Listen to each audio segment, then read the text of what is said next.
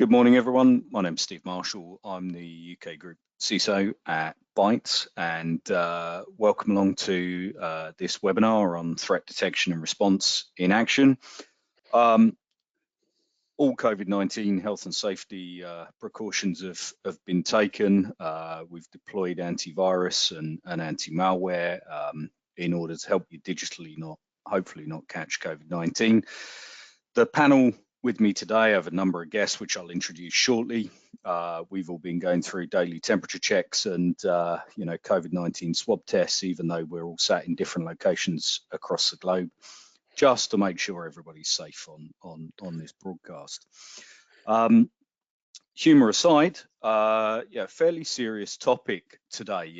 In threat detection and response in action. The idea really behind today is to give you some ideas and some real world examples about what we've seen within the market, just on a personal level in terms of Bytes and our own forensics team. Since April, we've seen about 1,000% increase in cases of right the way across the piece, from malware through to ransomware, through to threat actors stealing data from customers, and we've probably all read the press and seen a large number of high-profile cases within the news.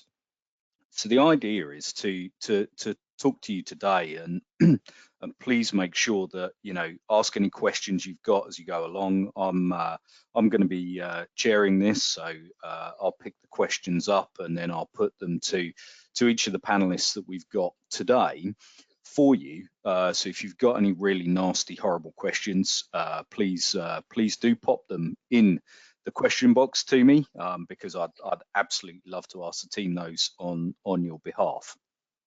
So next slide, please, Chris. Yep.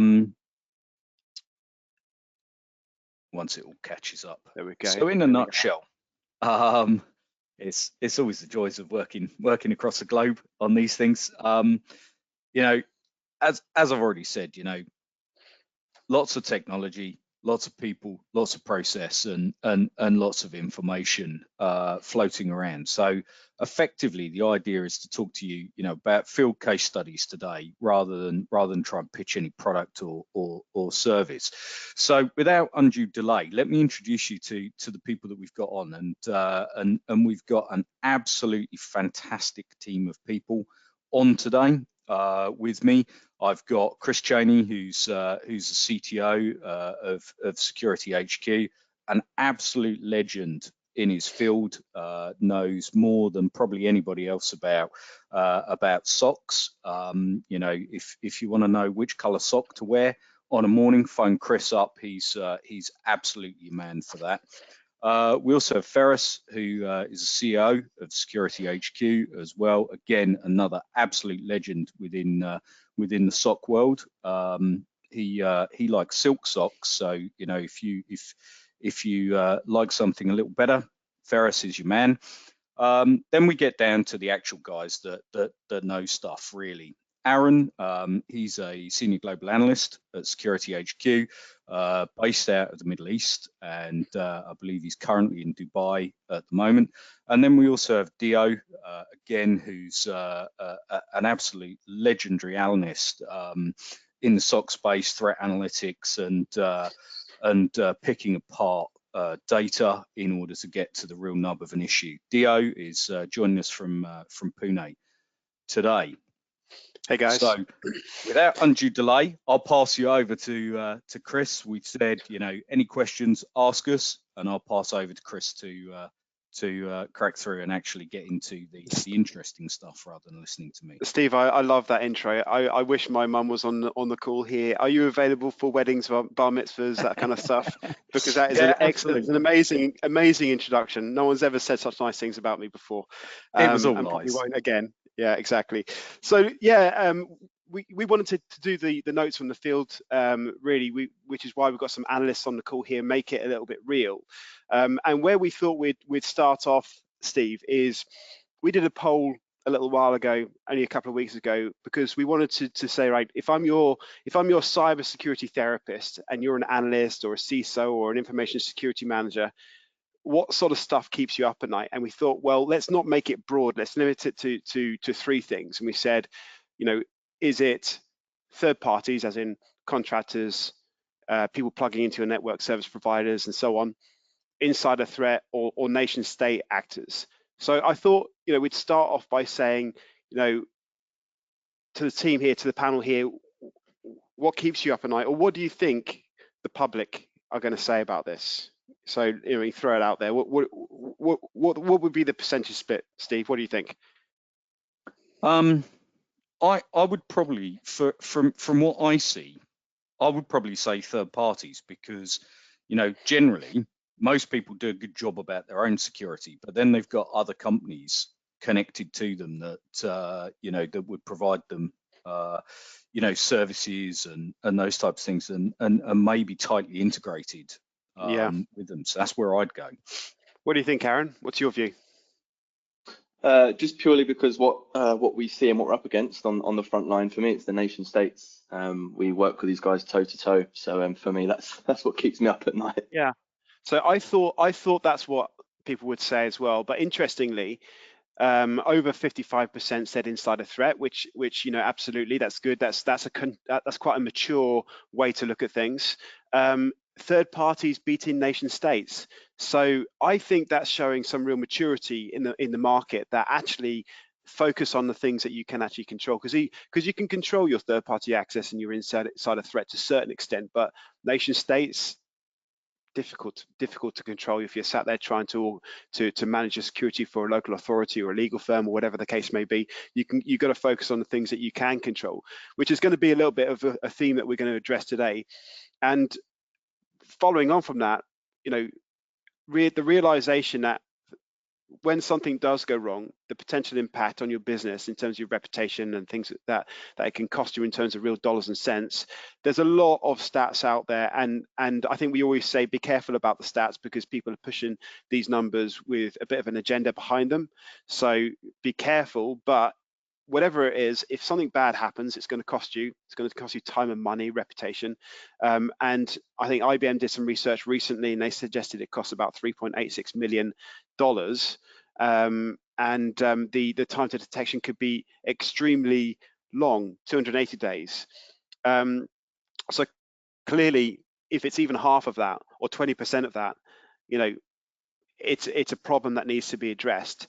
So where we wanted to start was a bit with some life lessons. Okay, cut through some of the stuff that's out there and some of the marketing things that the vendors will push, and get to where we see some of the real problems. So we took some data from the Feras community incident reporting data, which is also what constitutes a lot of the Verizon data breach report. And we thought, let's look at where we see some of the trends in the real problems. Now, we looked at two things. Where do the threat actions come from? As in, if you categorize incidents, are they coming from hacking, social phishing type of activity, malware, as a root cause of an eventual categorized breach? And the interesting thing is, as a percentage of the overall split, the only trending upwards threat action is errors. And that's not something that we hear very often, because it doesn't sell security products, let's be honest. Trending malware, hacking, social, that sells security products, not errors. So we wanted to have a bit of a focus on this and on our notes from the field, and talk and dive into this a little bit more and see where we see that actually coming into play. Because the good news about this is you can't do anything about stopping someone from hacking you or sending you a phishing email, yeah, but you can do something about error. So this is actionable security that we're going to be talking about today. And interestingly, when you break down the errors, by far and large, approaching 50% of it is misconfiguration. So, what's your view on that, guys? Absolutely, Chris. So I totally back that up, Chart. And if you put on the real world experience when it comes out of the SOC, the most of the cases which we have seen, they indeed are ultimately related to some misconfiguration, some error which ultimately leads to a security incident. And that's being a real trend which we have seen. Yeah.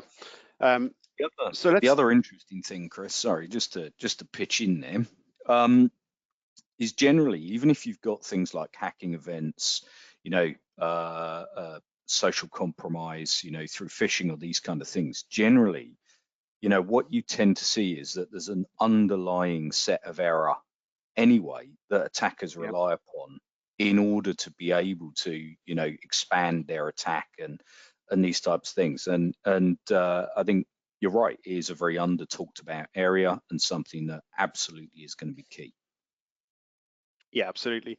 So, you know, let's step into it. But the backdrop to all of this is, how do we detect threats? And one of the things that we do to do that is, you know, aggregating data, aggregate all of the security controls and server logs, Active Directory, whatever you've got. Office 365 has got a massive amount of intelligence in there that you can use to accumulate, carve that data, correlate that data, and come out with, you know, a visual representation of your environment. That's really what we do in a security operations center with various different tools, but the core one being, you know, a SIM tool that analyst is staring at against certain use cases and running certain reports, and basically having some control over what is happening in front of them. So, you know, how does that work? We wanted to give a bit of an overview of that first in a quick 1 minute, you know, session here. You know, the first thing is, you've got data everywhere. You've got data in your Azure, AWS, platform as a service, on-prem stuff, end user compute stuff. You've got to be able to aggregate that data, collect it in, and then push it into some sort of data processing center, which we use, like we said, we use QRadar as a SIM, but there's other SIM tools out there. But once you've got that data, and you've got to be able to run it against a set of use cases that are very specific to your organization. You know, how do you connect your systems and users? How do you publish your services? How do you protect and network segregate and authenticate? All of these sorts of things are going to come up with really technical controls. Then you need to see how those technical controls are being violated. You know, it's kind of, I make it sound simple. That's a trade in itself. It's a bit of a data science. It's a bit of a security tradecraft. But you've got to do that type of work to be able to identify, you know, alerts that have violated certain security controls and policies and procedures that you put down in place. Increasingly, though, you've got to be looking for the grey things. It's no, yes, look for your malware, look for your, you know, your sort of phishing email alerts from your email security product, but you need to look for the things that are neither black nor white, that are grey. And that means using anomaly type of detection methods or user risk profiling type of methods, just to look for outliers in data to say that this is not right. This is something that we would not expect. And in the context of looking for exploitation of errors, that's exactly what you got to do, because often these are not going to trigger malware events. They're not going to trigger you know, IPS signatures and things like that. It's legitimate traffic.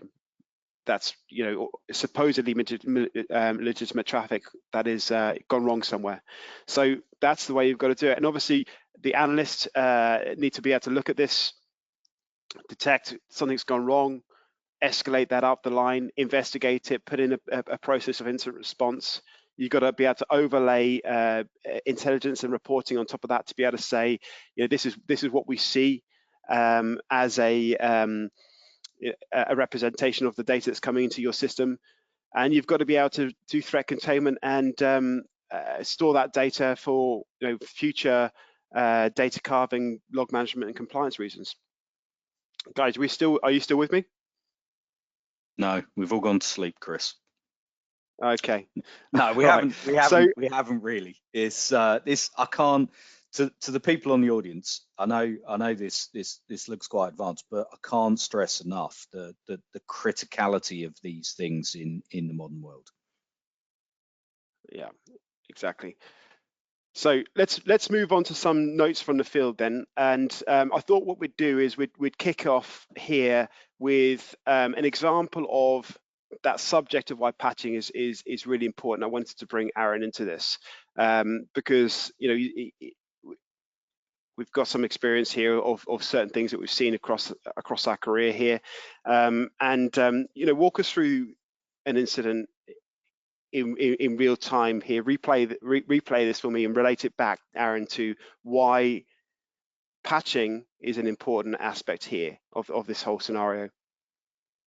Yeah, incredibly important, to be honest, Chris, because I mean, as we all know, as the very nature of having a business, we have to have certain services or applications exposed to the public internet. That's just the very nature of how we run a business now. And we have firsthand, just a couple of months ago now, experienced an incredibly complex attack, which actually managed to exploit a vulnerability in 5 days from the vulnerability being published.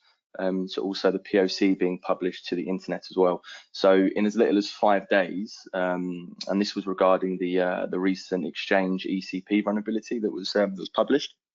So in 5 days, we've seen a compromise, fairly large scale compromise, that ultimately allowed this adversary to move inside the network. Obviously, Exchange is public facing for OWA reasons. And then from there, they're in the network and have been able to move around relatively undetected. So yeah, the absolute criticality of patching is incredible. Really, it's something that needs vast amounts of attention. And before you can really do that, though, before you can really come to patching, you need to know what is exposed to the internet, right? So that's the most important thing. So it's about knowing what assets you actually have that are exposed before you can actually take the steps to start identifying those vulnerabilities on them and getting them into a patch cycle, and also categorizing those vulnerabilities, you know, risk-based approach, right? So yeah, so it's really important, absolutely. Yeah. So I mean, talk us through, you know, you've seen an OWA vulnerability exposed.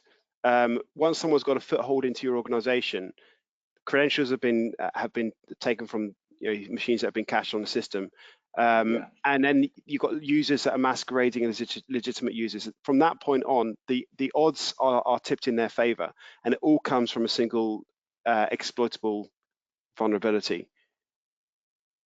Absolutely, yes. I think what's worth noting here as well, just to set the picture in a bit of context. So for this vulnerability to be exploited, so this particular one on the Exchange ECP, so it's the Exchange control panel for when you log into OWA, you need to have credentials. So you know, it has to be an authenticated session. So what was really interesting here is that we found the particular account, so the patient zero account that was used to authenticate to Exchange, that ultimately led to this exploit and being successful. And actually this account, we discovered, was actually compromised, or we believe the credentials were leaked and compromised back in 2018. And the account in mention was a service account, and it had no password expiry, and the password had never been changed since the account was actually set up back in, I think, 2008.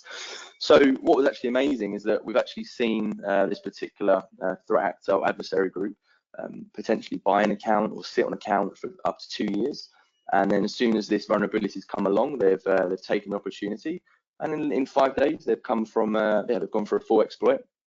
And once they're inside the network, they've been able to move around, move laterally, pretty much, you know, with vast amounts of success, relatively undetected, unfortunately, for a large amount of time, due to the lack of detection controls like EDR. And the reason I'm mentioning detection controls like EDR is because of the complexity of this particular incident we saw.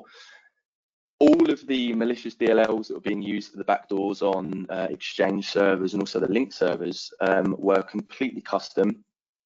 They had no signature matches in any of the virus databases that you would typically go to check. None of the installed antivirus products that pick them up as malicious or even suspicious. And the same can be said for the, we've all heard of Mimikatz, I'm sure. But this particular adversary group had a completely custom variant of Mimikatz that was undetected in any antivirus engine. So the importance here is coming away from. Yeah, how did you catch it? Yeah, I know it's quite laughable, really, Chris, but it actually comes back to your point a minute ago about the importance of some level of UBA, right? Because we caught it almost through a homemade UVA type rule, whereby this particular domain admin attempted to authenticate from a link server directly to a domain controller. So that obviously is, to us in our SOC, is an anonymous logon, because why would a domain admin need to go from a link server directly to a domain controller? They have their designated jump boxes to go through to get to their domain controllers.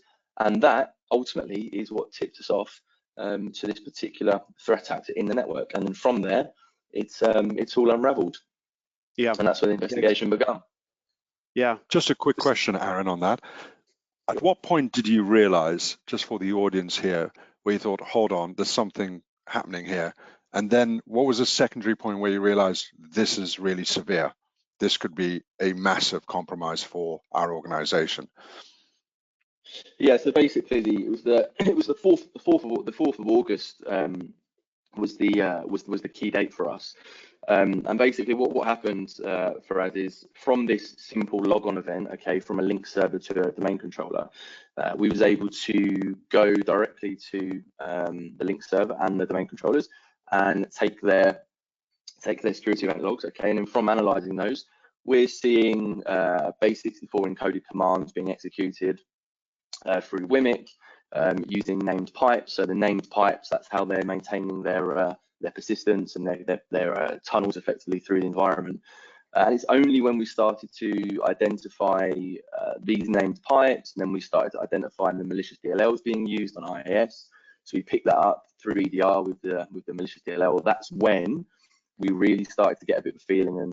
And to give you some idea, we actually identified 16 backdoors, okay, so 16 malicious DLLs, all with different file names, were and in different directories on different servers, were actually planted. So that's when we really knew that we had quite a large scale incident that was at hand. Yeah, and I think what we've seen, and Steve, I'm sure you see this quite a lot with forensics work, is a customer goes through a process of almost, a grieving process of being angry and so on after these sorts of things, and they would ask themselves, why didn't we sort out the password policy? Why do we allow that to have a password policy not enabled in 36-month-old passwords? Why didn't we do this patching? Why are we enabling anonymous logons to AD from those subnets? These sorts of simple questions. Why didn't we just grow up and deal with that sort of stuff? Happens always after the event. You must see that all the time, Steve. Yeah, I think you have to look carefully at a lot of these things. I think some of this is not a symptom of IT personnel wanting to deliberately not do good basic hygiene and these types of things within an environment. Generally what tends to happen is that IT teams have a multitude of things that they need to do, from standard stuff during the day as well as project work that needs to get done. They're driven by targets.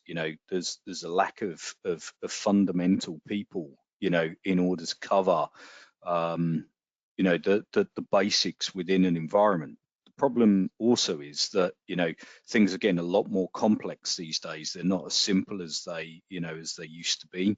Threat actors have got significantly more advanced, and I can't stress that enough, is that the level of attack that we're seeing is significantly more advanced, massively so, exponentially so, based on where it used to be. And it's largely about the basics. It's a very unsexy topic, Chris, in terms of talking about, patching and talking about, password hygiene and talking about,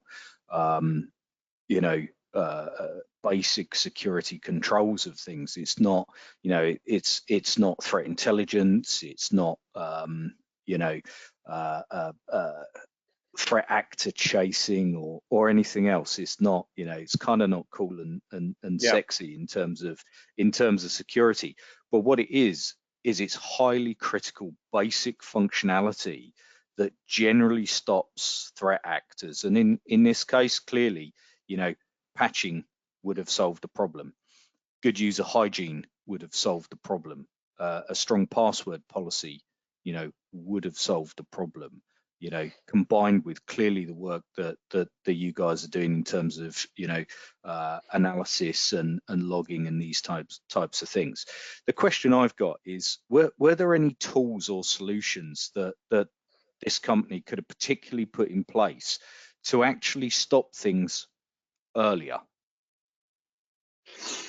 Yeah, absolutely, Steve. So stop things, probably not, but to detect and certainly to respond to them earlier, absolutely. So like I said, a lot of what we observed, be it DLLs or be it suspicious or malicious binaries, were completely custom. Okay, so in terms of signatures, that was out of the water. So we had to rely on behavioral analysis, which obviously we all know is EDR is now a massive part of any organization, especially to a SOC. So it would have been through behavioral analysis, for example, remote WIMIT commands. It could have been base64 encoded execution and PowerShell. Those things would have alerted us pretty much on the day of this exploit back in early March, and the initial foothold that was being created in the environment. So in terms of blocking it, no. Obviously, patching would have helped, right? Would have killed the exploit in its tracks, but once they were in, our lack or this particular problem was the lack of visibility into the behavior that was going on across the state. So EDR would have played a huge part. Also IPS signatures, so network-based signatures as well. So we had some traffic going over 445 that we could have, and 137 that we could have detected as well, based on the signatures and the commands that were being run. So a mixture really of EDR, IPS, and yeah, patching basically. Yeah. I think I'd like to add a little bit of context on this. So this is quite something what he's talking about. And now Aaron runs a team of 25 people for this one entity, and they're dedicated resource. But his adversary on this was a nation state, and they have incredible resources as well, something that they've been practicing for years to try to bring you down. So it really is a massive task to undertake what he did. I think the most important thing, what nobody ever talks about, sure, we can talk about it technically, the amount of noise that goes on during this incident, senior management screaming, a lack of chain of command. And then when you get through it, it's amazing how people forget. And actually, that's the time where you need to be doing the desktop exercises, doing the lessons learned. And you have to keep doing that. It's the only way of doing it. But unfortunately, it doesn't really occur. Clients just breathe a huge sigh of relief. We've got through that, slap each other on the back, and changing the culture is always the biggest thing. Yeah. Do you agree with that, Aaron? Chris? Yeah, absolutely, Feras. I mean, it's absolutely public knowledge right now. It's on the BBC website that Hackney Council got a ransomware yesterday. I've been through ransomware type of investigations, even with Steve together, working on those sorts of things. They're incredibly stressful, and all of those things happen, and they will be feeling the pain right now. And I'm sure that there's a lot of pressure on them to deal with that current incident, both from an availability and data integrity point of view. But when the dust settles, they have to take a look at what they could have done, and that's the thing, isn't it? To remember to go back and do that lessons learned. Shall we move on, guys? Got one quick question, Chris. So a quick question's coming from the audience. To say, what are the top suggestions to prevent internal threats from taking place, in addition to the importance of patching? So I think that the first thing I would do is start with some good old-fashioned decent group policies. Making sure that you've got role-based access control to the things that users are supposed to access before you do anything. Decent network segregation as well. Those two things combined, and this is not new things. This is stuff that goes back 10 years. To say let's do those basics correctly. I'm a normal user. I shouldn't have access to certain things and certain systems. Get those group policies in place. Second thing is make sure you have role segregation with accounts. If I'm an administrator, why should I be using my normal account to do administration work? The same account that I'm using for internet browsing, for my email, those sorts of threat gateways, let's say, I should not be able to have those same privileges with my admin account. Those two things alone raise the bar, I would say, 10 times if you're not doing it today and you implement it tomorrow. And then you can take that further by putting in place things like privileged access management systems and so on. And really, if you're holding PII data, critical data, you should be doing those things. You should have a privileged management access management system in place. You have a duty of care to your customers to make sure that you're raising the bar a little more. But all of that without visibility into what is actually happening on the ground is useless. You need to be analyzing authentication, traffic, outbound, inbound connections, modeling who's accessing the back-end databases at what time and when and where. You know, that there's no substitute for that, because there are no security tools that you can throw in that are necessarily going to remove these threats. So that's one thing. And then finally, once you've got all of that in place, start having a look at user anomaly, user behavior, profile risk for users, identify what constitutes risk for users. And it could be simple things like users browsing job sites. I know that person's at risk of leaving. Is he going to dump the database, my CRM?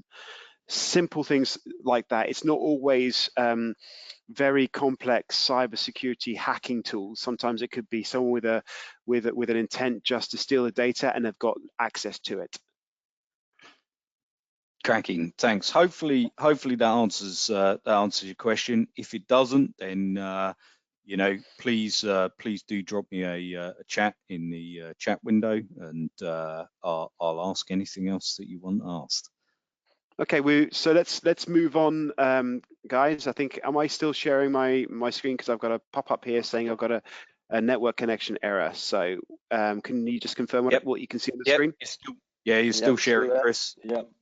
Okay, case study number 2, we were going to move on. This is some months ago. In the rush to stand up environments for COVID-19 remote user access, we've seen a lot of things go wrong. And one of the things that we've seen recently with a major construction company was unintended publishing of parallels, which was used for, it's a remote application that allows users to connect in and do certain things like a VDI type of system. So, I think, Dia, I'd like you to wade in on this, but I remember the morning it happened when we basically saw abnormal logins from strangely locations that were authenticated, and we knew nothing about this service was even being published. And all of a sudden it was stood up, published, default credentials, the whole works, made it easy for the attacker to infiltrate the network. Why don't you talk us through what happened here? Sure, Chris. So yeah, this field note is actually quite interesting. Interesting in the sense that we didn't even had a visibility of the new services being onboarded, and still we were quite successful to detect this attack. So it holds like quite interesting case for me. Now, this case particularly highlights how misconfiguration can pave way to a successful attack. And here, what happened is the client just wanted to have a new security solution for vendor management, and that was an excellent move, I would say. But somehow, when the solution implemented was not carefully audited, they left some loophole there. So there was one default configuration setting in the Parallels remote application server, which allowed remote tunneling of RDP over unsuspecting port 80, and that basically led to a dictionary attack and later on a compromised account. And after that, of course, we saw some lateral movement across to wherein there was actually attempt to plant a ransomware. So yes, it all started with an suspicious interactive logon from a generic username IIS, and this is where we initially detected that okay, something this is something very suspicious, and that was a starting point. And somehow it didn't quite get clients' attention. We were completely unaware of the new solution being implemented, and after a weeks time, when we actually saw the adversary plans try to attempt and plan some ransomware malicious codes, that's when we caught the attention. We correlated both of these activities, and that was an immediate red flag for us. So that's how we got the client's attention. We got into a bridge, we investigated this, and after some field analysis, we also found out that these were actual ransomware malicious files. And yes, the following that, that was a quick remediation which followed after that. The system was reimaged, and of course the controls were now in place, wherein team had highlighted that this default configuration in this parallels a remote application server caused this brute force attack to be successful and undetected. Yeah. So this kind of goes back to the question that you asked me just a moment ago, Steve, in terms of what you can actually do. The initial indicator of compromise was a service account being used for a remote logon, an interactive logon type 10.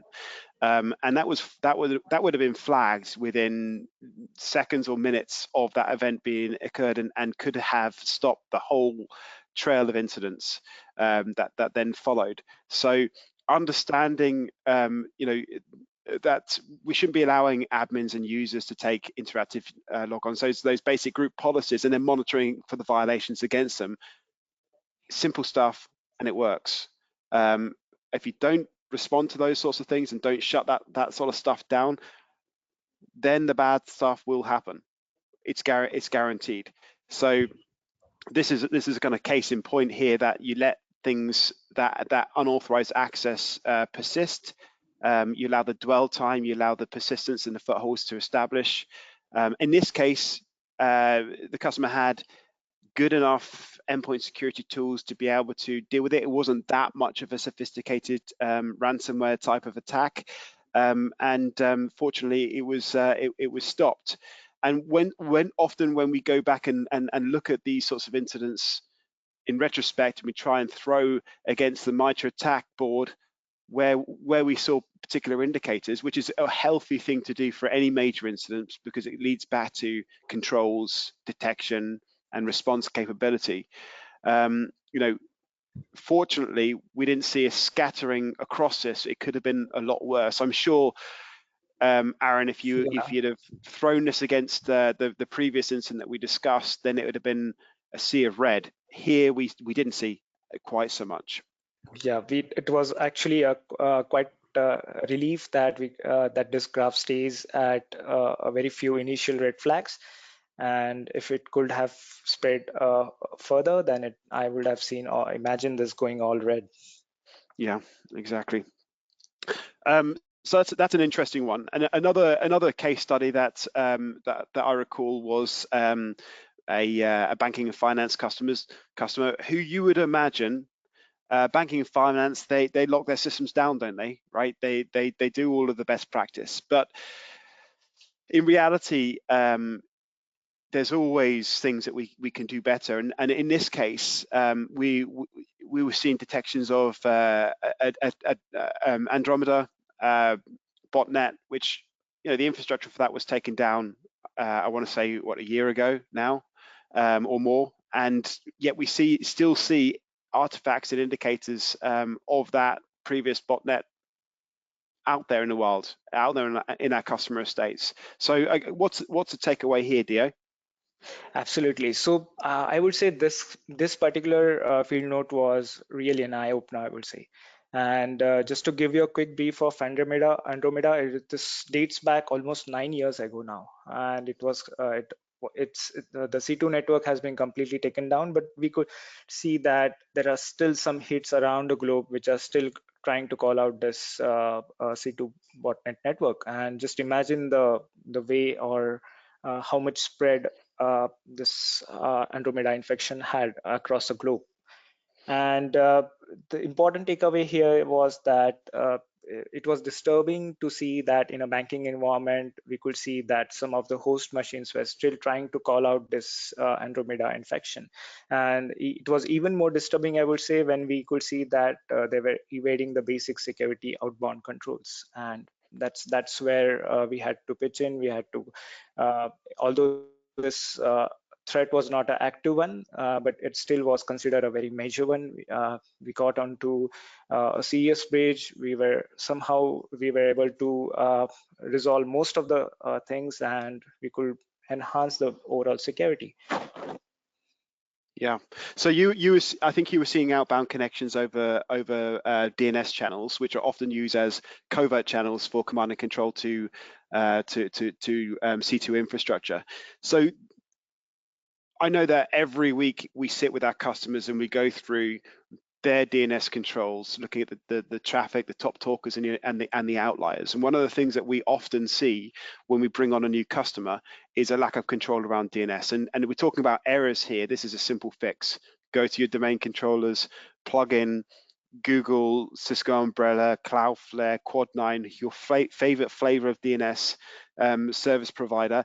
They're all free, and configure it statically to talk only to that service provider. That's literally a 1 hour fix for actually what is quite a big problem. And then forward only to that. In reality, what we see often is you're talking to all sorts of servers globally. You know, you're trying to resolve your DNS to a service provider in Myanmar, in Bermuda, in the Democratic Republic of Congo, and you think, what on earth's going on there? How often do you see that, Dio? Yes, almost I would say 90% of the times it's this graph exactly holds true for every single deployment we have seen.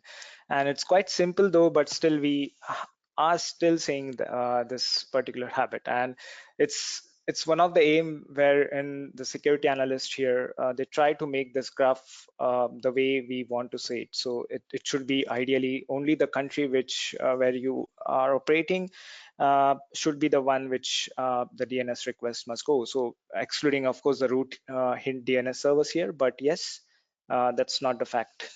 Yeah, and it's an amazing detection methodology here, because it's almost foolproof once you've done that anything that steps outside of that pattern is almost sure to be malicious. So I think it's a real interesting thing to get deployed and then monitor.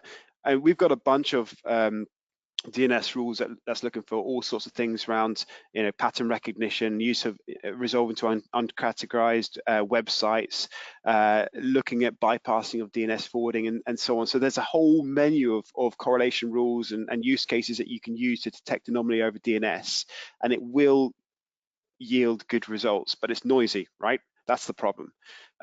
Yes. So I know that one of the workarounds for that is to use as much automation as you can to be able to look up the threat intel over a particular domain that you're resolving to, look at the time to live, look at where it's registered, look at where it's hosted, and use those sorts of parameters with automation tools to say this DNS request has alerted based on my menu of use cases, and I'm investigating it based on those sorts of lookups using automation tools, because it can be very numerous.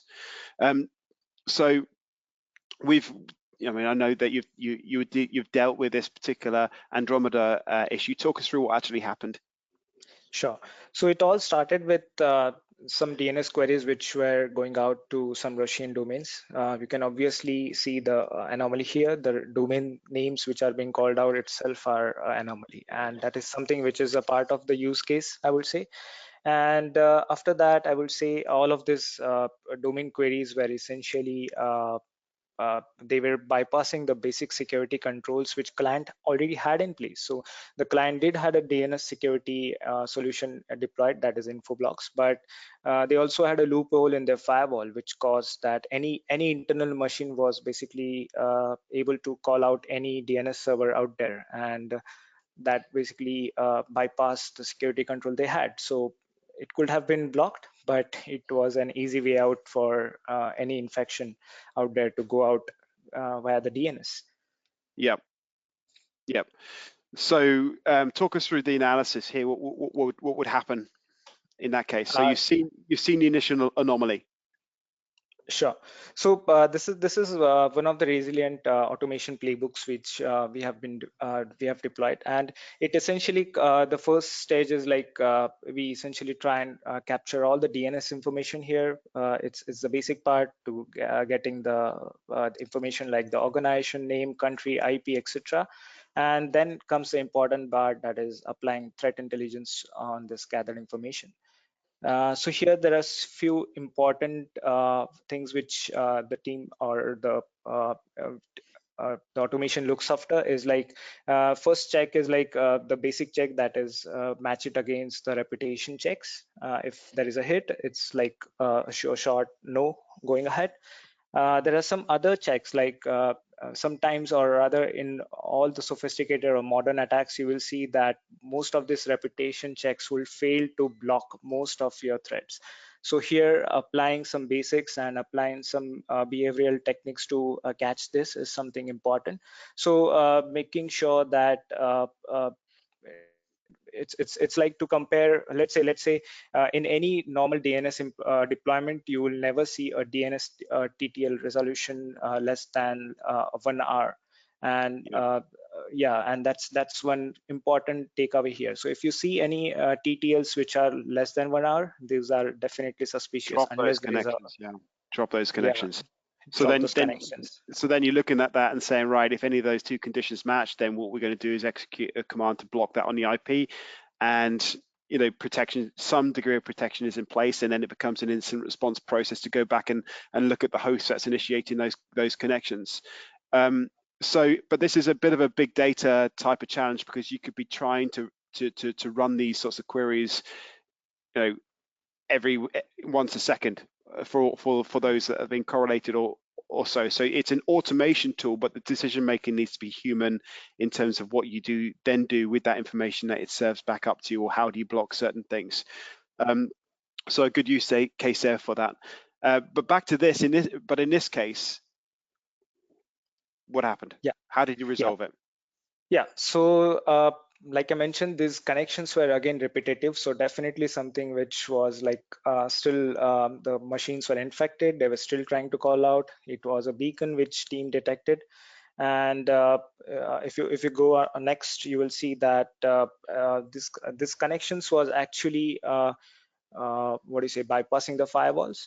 So after raising the concern, we got the DNS architecture amended. So like you mentioned earlier, that's the very basic thing and easy thing to deploy, but most of us fail to actually deploy this. Is like every single internal machine should be talking out to your DNS forwarder, and this forwarder should be talking out to your DNS security solution. And that's what was being implemented. The firewall signatures were tuned to not just detect but block these connections actively. So that gave a peace of mind to client that okay, now I know that my security controls are working and working for me. Yeah.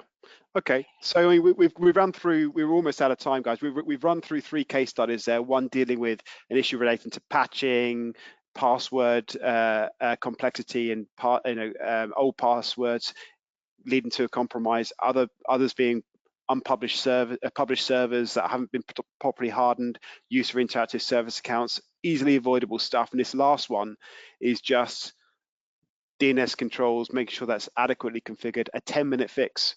I'm exaggerating. Nothing's a 10-minute fix, but something that can be done today to allow you to get some control onto where you're resolving your DNS and be able to monitor that. These things seem pretty simple to me. Guys, what do you think, Steve? Yeah, I would agree. I mean, I think with a bit of summing up, and I'll ask a couple more questions of the panelists before we go.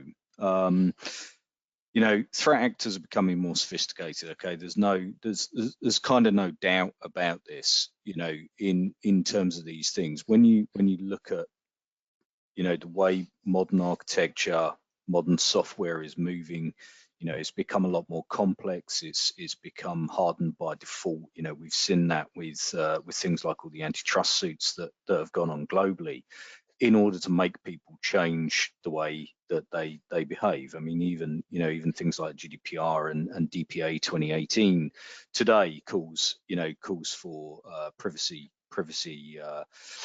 by default in reality. And you know, companies are making changes, therefore threat actors need to stay up, because at the end of the day, you know, it's kind of an old cliche and things, but you know, threat actors have got bills to pay as well. You know, criminals still have to pay electricity and lighting, water, you know, council tax and these types of things, although they probably use somebody else's credit card for that, but that's kind of by the by. So in order to succeed, they need to innovate and change and move forwards. And funnily enough, with a lot of the ransomware companies, you will have never seen a help desk or more helpful people than you will if you phone up a ransomware help desk. They couldn't be more helpful to try and help you pay the ransom. You know, they call their victims customers. You know, and they're very friendly and very helpful and exceptionally knowledgeable as well. And this is what you're starting to see on the other side. The easier you make it, you know, for criminals and threat actors, the more likely you are to be compromised. Anything you publish shows up on the internet, right? So, you know, you can go to places like showdown.io, you can run queries and find anything you like. You know, if you want to know how many webcams are attached to the internet at any point in time, go have a look at Showdown. It will tell you. If you want to go and find a particular camera, so if you've got a camera at home that you use with kids or those types of things, you know, take your external IP, go look it up and find out. And you'll probably find it's published if it's one of the type that is commonly compromised. You know, these services are there. Criminals use them in order to find your architecture and in order to look at exploitation.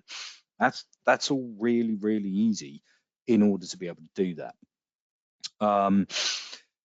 I've had another question in, so I'm going to ask that first before I carry on with the summing up. Are there any DNS security services like this available for work from home employees?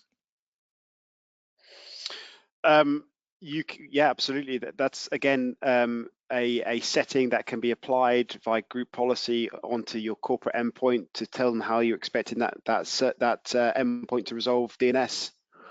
Simple as that. So whatever you do corporately, it starts off at the endpoint. How the Active Directory is handling that internally may send it out, but equally, if you're on your end user workstation sitting at home, then the same policy can be applied there using group policy. Cool, cracking. I think the other answer to that as well, Chris, is that, you know, with things like home routers and firewalls and those kind of things, again, you know, you're talking about forwarding of DNS, you know, to your popular popular service on the internet. There's nothing that stops you necessarily using those at home either. So, you know, certainly within, you know, whichever DNS servers you use. So if you're attached to your local, you know, your local firewall router for your DSL line at home, there's nothing that stops you using the same IPs that you're forwarding to a corporate level on a home level as well, in order to give the rest of the family more protection as well.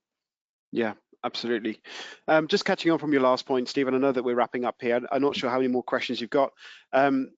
You mentioned about this, the fact that these are you know, hacking factories effectively in various different places around the world, and domestic, not always foreign. So you're going to kind of have to fight fire with fire a little bit. They're skilled, they're trained, they've got tools. So this is not a technology fix all of the time. This is about getting visibility onto what's going on in your network, normalize what your users are doing, how they're connecting, and look for the abnormal. And that sounds simple, but it requires a little bit of a cyber army on your side as well, you know, which comes back to what we're trying to do here is to say there's services available, and you know, we're not the only one, but we're one of them, and we're offering at the moment a 30-day proof of concept. for Bytes customers, and we've got some decent uptake on that right now. So I think probably one of the things that we can say is, come and talk to us. We're happy to give the Bytes team and the SecurityHQ team advisory around how to get something like that going. We've done it hundreds of times, a lot of expertise there. Come and talk. You'll be surprised what you find, I have to say. Yeah, exactly. It's illuminating in terms of those types of things. So hopefully everybody that's been listening has found that useful today. It's always useful to look at case studies and things that we've seen happen, because you don't necessarily always get chance to see these things. So I suppose in that regard, we'll